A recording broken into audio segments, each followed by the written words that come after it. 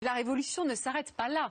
Demain, c'est au tour des objets d'être connectés. Ces appareils, ce sont malgré tout des micros installés de façon permanente à domicile. On est entouré de produits connectés. Il y en aura entre 50 et 80 milliards en 2020, c'est-à-dire demain. On peut être à une distance suffisante pour réaliser une attaque sans être détecté et avoir tout de même accès à l'enregistrement de ce qui se passe dans la pièce.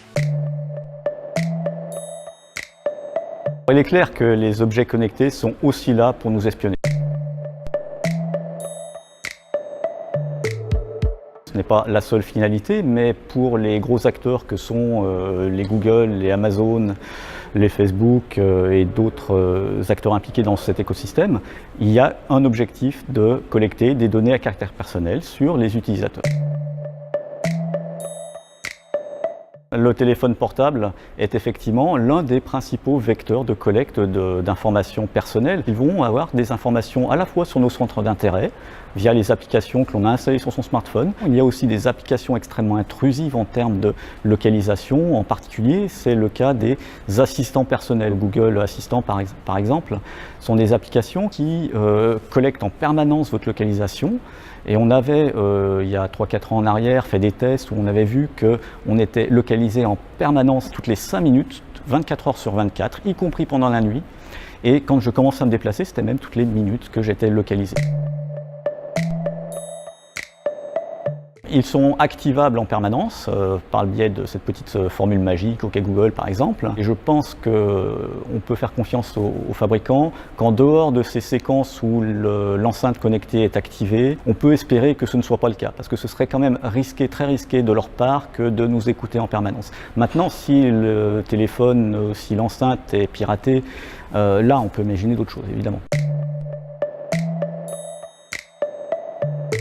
Les aspirateurs sont devenus tellement perfectionnés que certains d'entre eux sont même capables de cartographier mon habitat. On peut penser que ces informations, la cartographie de l'habitat va être échangée avec ces acteurs, d'autant plus que derrière, on va pouvoir par exemple, calculer la surface de l'appartement. Quand on est dans un quartier très recherché, ce sont des informations qui vont permettre très facilement d'avoir des informations sur la classe socio-professionnelle de la famille. Ça participe à cette collecte d'informations pour profiler, pour avoir une image très précise des différentes personnes. 2 ans en arrière, la CNIL a identifié des problèmes majeurs de sécurité sur certaines des peluches de Noël. Certaines d'entre elles manquaient complètement de sécurité. Il était très facile pour quelqu'un à proximité d'écouter les communications, le dialogue entre l'enfant et la peluche.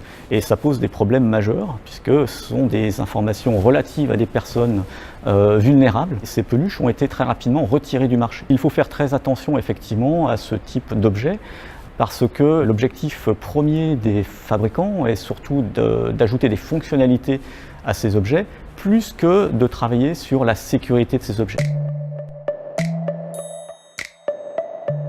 S'il y a une attaque, on peut potentiellement prendre le contrôle de ces objets. Ce sont des objets qui, comme je l'ai dit, sont en général très vulnérables d'un point de vue sécurité. Ils n'ont, pour beaucoup d'entre eux, pas été pensés avec comme objectif d'apporter une sécurité solide. Et donc, on peut s'exposer à ce type de problème. Quand je veux effectivement contrôler une ampoule depuis mon canapé, alors qu'elle est à quelques mètres de moi, il y a des échanges qui vont transiter sur Internet, qui vont pour certains d'entre eux traverser l'Atlantique. Parfois, en particulier quand il s'agit d'enceintes connectées, ça va être supérieur aux mégaoctets. Donc ce sont vraiment des volumes d'informations considérables qui peuvent être comme cela, échangés à travers l'Atlantique, alors que je suis, et je répète, à quelques mètres de mon ampoule. Ça pose des problèmes.